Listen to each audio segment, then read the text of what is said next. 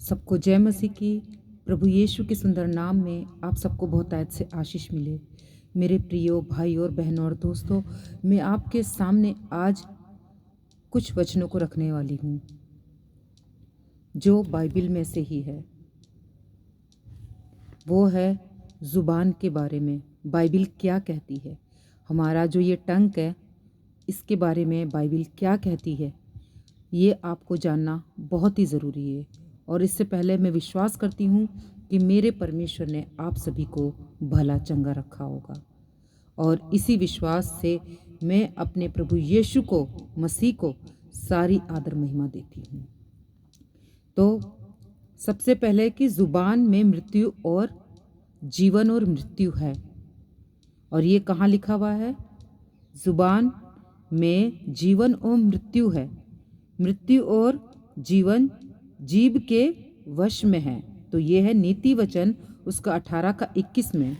कि मतलब इसका अर्थ ये नहीं कि आप किसी को भी कुछ भी श्राप दोगे, किसी को कुछ भी बोलोगे तो उसको लग जाएगा, ऐसा कुछ नहीं है। लेकिन हम जब अपनी ज़ुबान से प्रभु यीशु मसीह के वचन को लेकर चलते हैं तो वो वचन विश्वास करने से वो वचन पूरा होता है। अगर उस विश्वास के साथ हम उस वचन को लेकर चल रहे हैं, प्रभु यीशु के वचन को लेकर चल रहे हैं, तो वो पूरा होता है। तो आप इस गलत फहमी में मत रहिएगा कि जैसे बाइबल में लिखा है ज़ुबान में जीवन और मृत्यु, मतलब आप कुछ भी किसी को कह दोगे तो उसके लिए हो जाएगा, ऐसा कुछ नहीं है। बाइबल को कॉन्टेक्स्ट में पढ़ना सीखिए और सही तरीके से इंटरप्रेट कीजिए, क्योंकि वचन यूं ही नहीं लिखा है। छोटा सा चैप्टर उठा के, छोटा सा पैराग्राफ उठा के आप कुछ भी बोल दो, उसका अर्थ को समझने की कोशिश कीजिए। फिर है दूसरा कि ज़ुबान छोटी है पर बहुत शक्तिशाली है। जीभ छोटी है पर बड़ी बड़ी बातें करती है। जो हमारी ये ज़ुबान है, हम अगर इससे मीठा बोलेंगे, अच्छा बोलेंगे तो हम लोगों का दिल जीतते हैं। लेकिन अगर इसी ज़ुबान से हम गलत लोगों के लिए बोलेंगे, गलत वचन को गलत तरीके से इंटरप्रेट करेंगे तो क्या होगा कि उसके द्वारा जो वचन सुन रहा है वो भी गलत रास्ते पर जाएगा, और जिसको आपने इस जुबान से गलत बातें की है तो उसके दिल को ठेस पहुंचेगी। तो जुबान हमारी दो तरह से काम कर रही है कि एक, अगर हम वचन को लेकर गलत तरीके से चल रहे हैं, तो हम गलत रास्ते पर चल रहे हैं, तो हम अपने लिए स्वर्ग में प्रतिफल नहीं बल्कि नरक के लिए अपने लिए रास्ता तैयार कर रहे हैं। और दूसरी कि अगर हम संसार में रहकर लोगों से गाली में बात कर रहे हैं, लोगों को बुरे शब्द बोल रहे हैं, लोगों के साथ अभद्र व्यवहार कर रहे हैं, बुरा व्यवहार कर रहे हैं, तो अगला आपके बारे में क्या सोचेगा कि इसकी ज़ुबान कितनी गंदी है, कितनी बुरी तरह से बोल रहा है। तो हम अब इसको दो तरीके से लेकर चल रहे हैं ना। फिर तीसरा कि ज़ुबान को वश में रखना सच्ची भक्ति है। जो अपनी जीभ को वश में नहीं रखता उसकी भक्ति व्यर्थ है। याकूब 1 का 26 में लिखा हुआ है। पहला जो मैंने पढ़ा वो याकूब 3 के 35 में लिखा है कि ज़ुबान छोटी है पर बहुत शक्तिशाली है। तो और तीसरे में है कि याकूब 1 का 26, जेकब चैप्टर 1 वर्स 26 में लिखा है कि जो अपनी जीभ को वश में नहीं रखता उसकी भक्ति व्यर्थ है। तो आप ये मत सोचिए कि ये जीभ मुझे बुराई करने के लिए दिया है। ये जीभ हमें लोगों की भलाई करने के लिए दिया है, परमेश्वर के सुसमाचार को सही तरीके से फैलाने के लिए दिया है। तो आप इस जुबान की सही तरीके से इस्तेमाल करिए। ये परमेश्वर ने एक खूबसूरत रचना करी है कि हमें एक ज़ुबान दिया है ताकि हम परमेश्वर की आदर महिमा कर सके। ये नहीं कि हम दूसरों की बुराई, दूसरों की चुगली, दूसरों के लिए बुरे विचार, बुरी बातें हम बोले। तो बाइबल में इसके बारे में बताया। फिर है याकूब 1 चैप्टर उसके 6 में भी यही लिखा है। जेकब 1 चैप्टर उसके 26 में भी लिखा है कि बोलने से पहले सोचो, हम मनुष्य सुनने में तत्पर और बोलने में धीमा हो। हम किसी को कैसी बातें कर रहे हैं, हम उसको तेज आवाज़ में या किस तरह से इंटरप्रेट करने हैं, वो हमारी बातों पर निर्भर करता है कि हम किसके साथ कैसा व्यवहार करके उसको कैसी बातें अपने मुंह से कैसे शब्द निकाल रहे हैं। फिर है याकूब 3 अध्याय 9 और 10 पद, जेकब चैप्टर 3 वर्स 9 और 10 में लिखा है कि उसी जीभ से हम प्रभु की स्तुति करते हैं और मनुष्य को कोसते हैं, ऐसा नहीं होना चाहिए। एक ही जुबान से आशीष और श्राप नहीं निकल सकता। याकूब 3 का 9 और 10 पद क्या कहता है कि एक ही जुबान से आशीष और श्राप नहीं निकल सकता है। हमें या तो श्राप देना या तो आशीष देना, लेकिन हमें क्या करना है? अगर हम प्रभु के लोग हैं तो हमारे मुंह से श्राप बिल्कुल नहीं निकलना चाहिए, गालियां गलौज बिल्कुल नहीं निकलना चाहिए। हमें परमेश्वर के वचन को सही तरीके से लोगों को बताना है और उसके हिसाब से जो बाइबल में लिखा है वही बातें हम लोगों को कह सकते, उसके अलग हम कुछ भी किसी को नहीं कह सकते हैं। फिर नीति वचन उसका 15 अध्याय उसका पहला पद, 15 वर्स 1 नीति वचन का, कि मोटी मतलब कठोर बात झगड़ा बढ़ाती है, कोमल वाणी शांति लाती है। मतलब कोमल उत्तर से जलजलाहट ठंडी हो जाती है। अगर आपने किसी को बुरा बोला, अगर आप पश्चाताप करते हो, आकर उसको माफ़ी मांगते हो कि भाई मैं आगे से ऐसा नहीं करूँगा, मुझसे मैंने इस तरह से गलत बोल दिया, तो परमेश्वर क्या करता है? क्षमा करता है। अगर आपने किसी पास्टर के बारे में, ऐसा पास्टर जो खरी शिक्षा को लेकर चल रहा है, उसके बारे में आपने गलत शब्द अपने मुंह से निकाल दिए और आपको पश्चाताप हुआ कि यार मैंने उसको क्यों ऐसे इस तरह से बोल दिया, क्यों मैंने पास्टर को इस तरह से गलत बातें अपने मुंह से निकाल कर बोल दिया। आपको पश्चाताप है कि दोबारा ऐसा नहीं करोगे, तो आप क्षमा मांगो। अगर आपने वो गलती बार बार करनी है, उस बैनीहीन की तरह जो गलतियां 50 गलतियां बार बार करता है, इसके बाद कहता है कि मैं तो इंसान हूँ, मैं तो गलती कर सकता हूँ, मुझसे तो गलती हो सकती, क्या मैं दोबारा मैं ये गलती दोबारा करूँगा, इस तरह से वो बोलता है। तो आपको ऐसे बनना है? आपके जीवन में बहुत से आपने गलतियां की है, लेकिन आप अगर सच्चे दिल से उसका पश्चाताप करते हो तो परमेश्वर आपके गुनाहों की माफ़ी ज़रूर देगा। तो मेरे प्रियो, मेरे भाई और बहनों, इस बात को समझिए कि आपसे, आपके मुंह से कभी ऐसा शब्द ना निकले जो दूसरे के दिल को ठेस पहुंचे और परमेश्वर के दिल को ठेस पहुंचे, प्रभु यीशु मसीह के दिल को ठेस पहुंचे।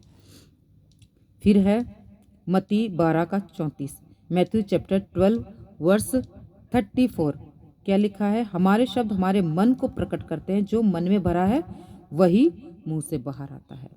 अगर हमने किसी के लिए अपने मन में रखा है कि इसने मेरा बुरा किया, इसने मेरा ये किया, इसने मेरा वो किया, वो सब बातों को आप लेकर अपने अंदर रखोगे ना, तो वो किसी ना किसी दिन भड़ास के रूप में बाहर निकलेगी। जिसको कहोगे कि आपने जो मन के अंदर किसी के लिए बुरा सोच के रखा है, वो एक ना एक दिन मुंह से बाहर आती है। तो जो मन में भरा है वही मुंह से बाहर आता है।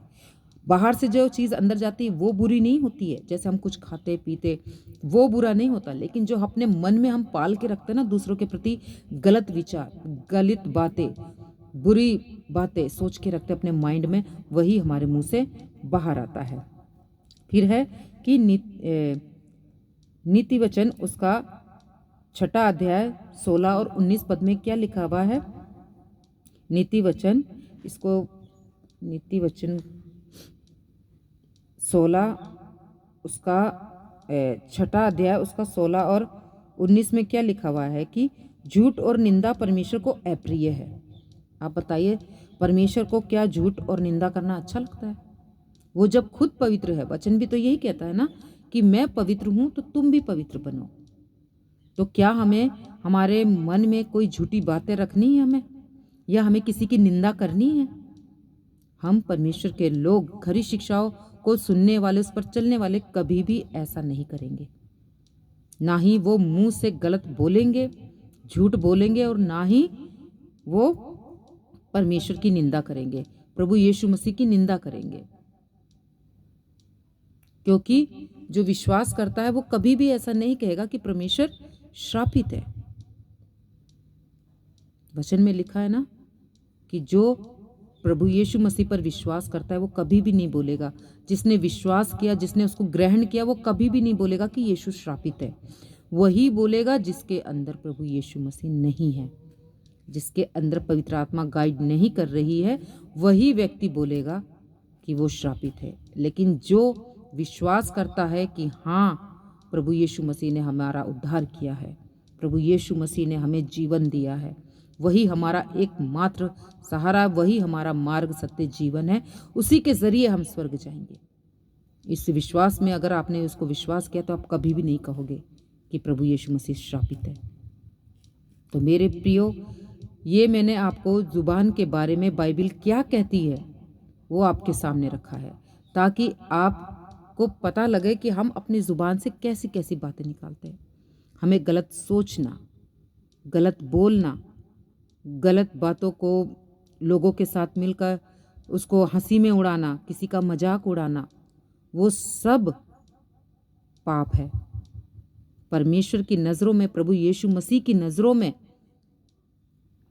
मशीयाक की नज़रों में, इलोहिम की नज़रों में, यूडे वाहे की नज़रों में, यहोवा परमेश्वर की नज़रों में ये सब पाप है। तो मेरे प्रियो, आप जितना हो सके इन सब चीज़ों को अपने से दूर करिए। वचन को लीजिए और वचन को ही आप वचन से ही बात करिए। हर एक बात आप वचन से ही इंटरप्रेट करिए। वचन से ही हर एक बातों को लोगों के साथ शेयर करिए। संगति रखिए, खरी शिक्षाओं वालों के साथ संगति रखिए, ताकि आपके माइंड में हमेशा प्रभु की वचन, प्रभु की बातें भरी रहे। और मैं आपसे एक बात और कहना चाहती हूँ कि हमारे पास्टर दानियल राज जी जब भी बात करते वचन से बात करते हैं। इसलिए इतने पास्टरों को जांचने परखने के बाद हमने पास्टर दानियल राज जी का चुनाव किया, खरी शिक्षा का चुनाव किया। जो शिक्षा पतरस पौलुस ने हमें सिखाया, वही शिक्षा आज पास्टर दानियल राज जी हमें सिखा रहे हैं। और बहुत जल्दी फिर दोबारा से short term Bible college Mumbai, Pune में बनकर तैयार हो रहा है। तो आप सभी से निवेदन है कि आप बाइबल कॉलेज करिए, एजुकेट होइए, परमेश्वर के राज्य के लिए धन इकट्ठा कीजिए, जिसको ना कीड़े लगेंगे ना काई लगेगी। उस दौड़ को पूरी करिए जो आपने शुरू में उस दौड़ को पूरी किया था, शुरू किया था। वचन कहता कि आपका पहले जैसा प्रेम कहाँ गया। तो मेरे प्रियो, आपको अपने आप को जांचना है, परखना है कि आपने किस टाइम, किस वक्त अपने मुंह से गलत बातें बोलकर किसी का दिल दुखाया। किसी का क्या, सबसे पहले आप प्रभु यीशु मसीह का दिल दुखाते हो। तो आप प्रभु यीशु मसीह से माफ़ी मांगिए और उस व्यक्ति से जिसके साथ आपने अभद्र व्यवहार किया, जिसके साथ आपने गलत व्यवहार किया, उसका दिल दुखाया, उससे माफ़ी मांगिए। आप जब सैक्रमेंट लेते हो, प्रभु भोज लेते हो, तो आप यूं ही मत लीजिए। पहले उस व्यक्ति से माफ़ी मांगिए, फिर आप प्रभु भोज लीजिए। तभी प्रभु भोज लेने का फ़ायदा है, क्योंकि हम प्रभु यीशु मसीह की देह को स्वीकार करने जा रहे हैं, लेने जा रहे हैं। तो सबसे पहले हमें उनसे माफ़ी मांगनी है जिसके साथ भी हमने बुरा व्यवहार किया। तो इसी वीडियो के साथ, इन्हीं बातों के साथ मैं इस वीडियो को समाप्त करती हूँ और आप लोग से निवेदन करती आप ज़रूर करके शॉर्ट टर्म बाइबल कॉलेज करिए और जो नंबर देती हूँ उससे कांटेक्ट करिए और अपना नंबर लगाइए ताकि आप एजुकेट हो जाइए खरी शिक्षाओं के साथ। क्योंकि बाकी जितनी भी शिक्षाएं हैं चल रही है और पहले से चलती आ रही, वो सब गलत है। लेकिन सही शिक्षा क्या है आज हमने जाना और आप भी जानिए। तो वीडियो को मैं समाप्त करती हूँ और मैं विश्वास करती हूँ कभी ना कभी आपके हाथ में ये वीडियो लगेगी। आप इसे ज़रूर करके देखिए, सुनिए और परमेश्वर के राज्य के लिए धन इकट्ठा कीजिए। सबको जय मसीह की।